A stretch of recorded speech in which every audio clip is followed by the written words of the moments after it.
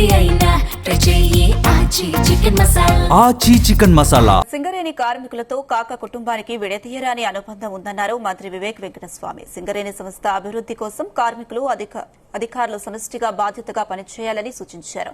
సింగరేణి సంస్థకు 400 కోట్ల నిధులు ఇప్పించి 1,00,000 ఉద్యోగాలను కాపాడిన వ్యక్తి కాకా వెంకటస్వామి అని మంత్రి గుర్తు చేశారు. కేంద్ర ప్రభుత్వం తీసుకువచ్చిన చట్టాలకు అనుగుణంగా రాష్ట ప్రభుత్వం కోల్ బ్లాక్ టెండర్లలో సింగరేణి సంస్థ పాల్గొనేలా చర్యలు తీసుకుంటుందన్నారు.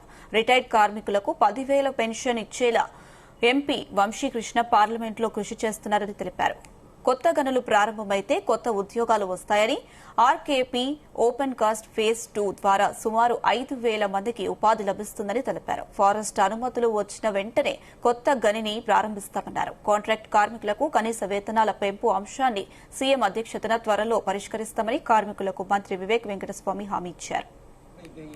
ప్రోటోకాల్ సరిగా ఫాలో చేయకుంటే యాక్సిడెంట్స్ అయితే సర్ప్లస్ బొగ్గు ఉన్నది, కన్స్యూమర్స్ కి ఎక్కడ కొనాలి అని చెప్పి చాయిస్ ఉన్నది. ఇంతకుముందు చాయిస్ ఉండకపోతుండే, ఓన్లీ సింగరేణి అంటే సింగరేణి నుంచి కొంటుండే. ఇప్పుడే చెప్తుండే ఓరియంట్ సిమెంట్ వాళ్ళు కూడా అదాని వాళ్ళు వాళ్ళ మైన్స్ నుంచి తీసుకొస్తున్నారు సార్, మా కోల్ తీసుకోవటం లేదని చెప్తున్నారు. అంటే మనము దగ్గరనే ఉండే ఓరియంట్ సిమెంట్ కి సప్లై చేయక దూరం పోతే ఫ్రైట్ కాస్ట్ ఎక్కువ.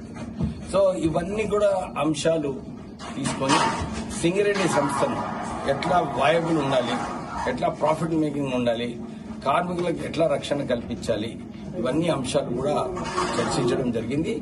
నాకు ఇక్కడ వర్కింగ్ కండిషన్స్ ఇక్కడ చూసిన తర్వాత అనుకూలంగానే మంచిగా కనబడుతున్నాయి. వర్కర్స్ కూడా అదే చెప్తున్నారు, సార్ వర్కింగ్ కండిషన్స్ బాగున్నాయి.